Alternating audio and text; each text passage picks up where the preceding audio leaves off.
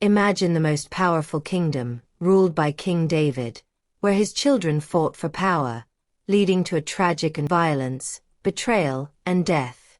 This story is about Tamar and her brother Absalom, became obsessed with his half-sister Tamar, who was known for her beauty in the kingdom. His desire for her grew so strong that he came up with a plan to trick her. Amnon pretended to be sick and asked King David to send Tamar to take care of him. When she came to help, Amnon took advantage of the situation and attacked her. Despite Tamar's pleas and efforts to stop him, Amnon ignored her and did something terrible. He threw her out by force, adding to her pain. Tamar was heartbroken, put ashes on her head, and went to live with her brother Absalom, who was very angry about what had happened. Tamar, once full of hope and promise, was now left with shame and sadness. The people in the kingdom started to look at her differently, and even though King David was furious, he didn't punish him. This showed that David was unwilling or unable to bring justice to his own family.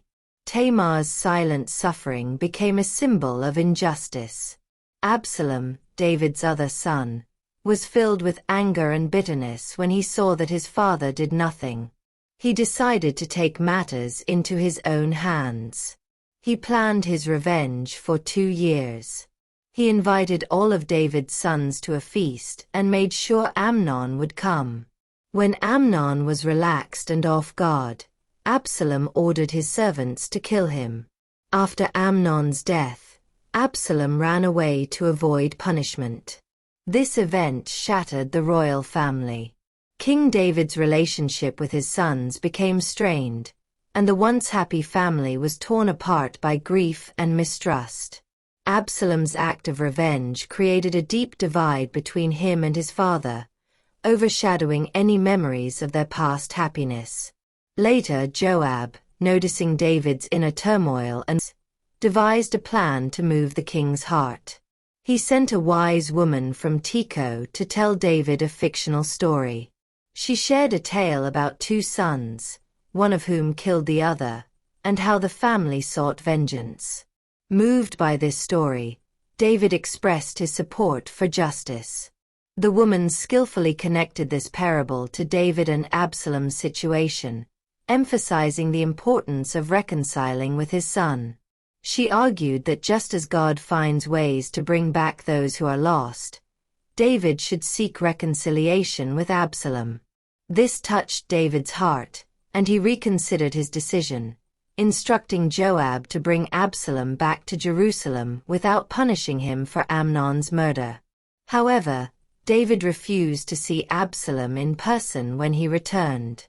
Meanwhile, Absalom's ambition for power grew. Absalom was known for his physical beauty, though the biblical text follows in all Israel there was no man so handsome and so beautiful as Absalom. From the sole of his foot to the crown of his head, the beauty and charm made him popular, and he began positioning himself at the royal gates, interacting with those seeking justice or with the king. Absalom gradually won the people's sympathy through his engaging personality and persuasive words, casting doubt on King David's ability to rule effectively. He implied that he would be a more compassionate and efficient leader, gaining significant support among Israel's tribes. Absalom traveled throughout the kingdom, building alliances and using discontent with David's leadership to his advantage. His political strategies and manipulation of public opinion allowed him to erode David's authority. The unresolved injustice of Amnon's crime fueled Absalom's resentment. Driven by a mix of mourning and a desire for justice, he ultimately declared himself king in Hebron, challenging David's rule. The kingdom became divided between those loyal to David, God's chosen king, and those supporting Absalom's rebellion. Faced with his son's betrayal, David fled Jerusalem to avoid direct conflict. Despite his efforts to prevent bloodshed, civil war broke out, with David's followers clashing with Absalom's supporters. The nation was torn by conflict rooted in past grievances and decisions. The climax of the story unfolds in the Battle of the Forest of Ephraim, where David's forces met Absalom's troops. Although the details are brief in the Bible, the battle was fierce, resulting in tragedy.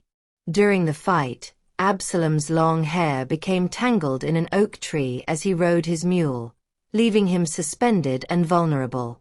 This very feature, his beauty, became his downfall.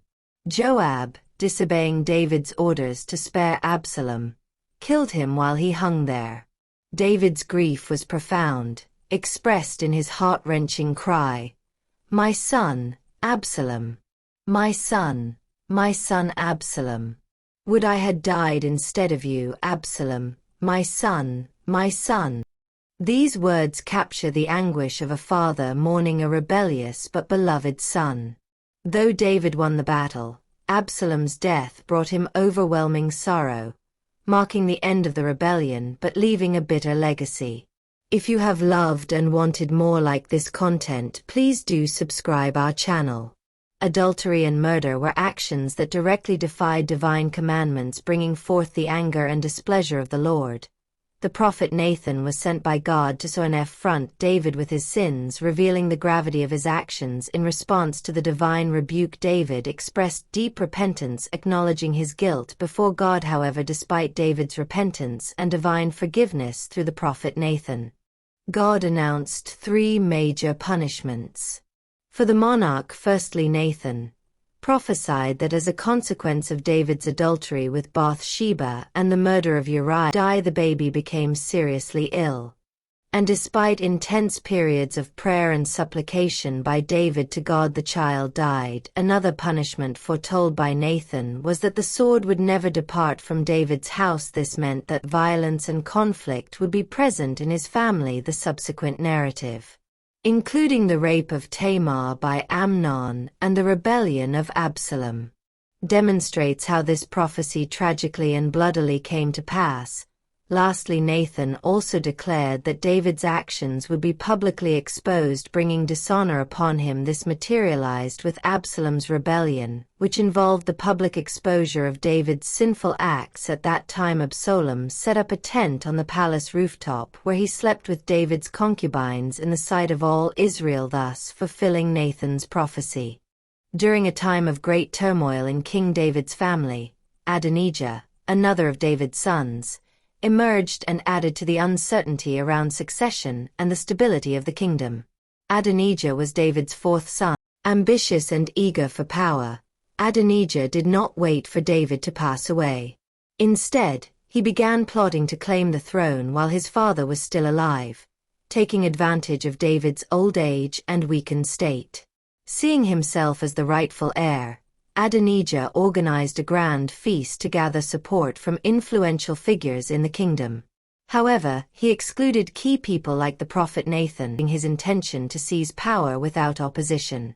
Although David was old and frail, he was aware of Adonijah's schemes and took swift action. He ensured Solomon, his son with Bathsheba, was anointed as the rightful heir, fulfilling God's promise that one of David's descendants would rule perpetually. David's decision brought clarity to the succession, but sparked tension among Adonijah's supporters. Facing defeat and fearing for his life, Adonijah sought sanctuary at the altar, hoping for mercy. The altar was a sacred place where people sought protection and invoked divine forgiveness. Solomon, now king, showed both wisdom and mercy by sparing Adonijah and assuring him that as long as he remained loyal, he would not be harmed. Adonijah accepted Solomon's authority and returned home, recognizing the legitimacy of the new king. However, Adonijah's ambitions did not fade. He later sought Bathsheba's help, asking to marry Abishag, a woman who had cared for King David in his final days. This request was politically significant. Marrying Abishag could strengthen Adonijah's claim to the throne and influence within the royal court. Solomon recognized this as a threat to his rule and acted decisively to protect the kingdom's stability. Citing divine authority, Solomon ordered Adonijah's execution to remove any lingering threat to his reign. 1 Kings 2 verses 24-25. Adonijah's life ended with his aspirations unfulfilled, marking the end of his challenge to Solomon's rule. As for Tamar, the Bible does not provide details about her death. Solomon, on the other hand, reigned for many years and became known for his wisdom, wealth, and leadership, including the construction of the temple in Jerusalem. His death is briefly mentioned in the Old Testament. Solomon slept with his fathers and was buried in the city of David his father. 1 Kings 11 verse 43, a poetic way of describing death. The tragic stories of David's sons reflect the complexity and consequences of human choices.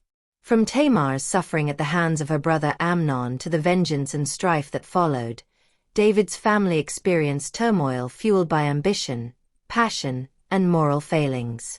Yet, the Bible also offers lessons on repentance, forgiveness, and striving for a life guided by divine principles. These stories remind us that even amid human flaws, there is always a chance for redemption and the pursuit of justice and integrity.